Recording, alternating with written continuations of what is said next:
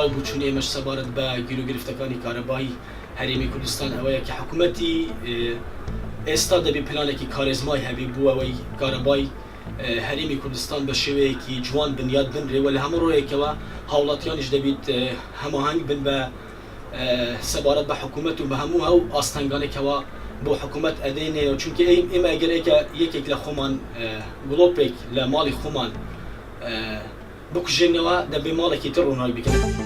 هەم هەوڵاتی دەست پێوە ناگری دەبی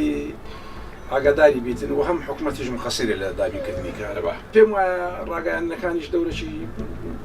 باشە نەدیتێ لەو مەسەلەیە چکو ڕاگەیاندەکان پێویستە ئاگاداری خەڵک بکەن و وشارکردنەوەی خەڵک و دەست پێوەگرتنی کارەبا.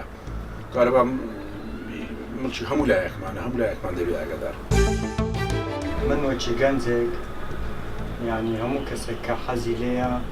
کارەبای هەبی ئاوی هەبیتن ئیش هەبیتن ئێستا من کە گەنجێک بێ کارەبامان نییە مۆلیدەکەشنی مەسەڵەن ناتانی کە شتێکی پێ بکەیت لۆ خۆت کە حەمامێک بکەی یان مجەفەیەک پێ بکەی شتێک ئەو شتانە هیچ نییە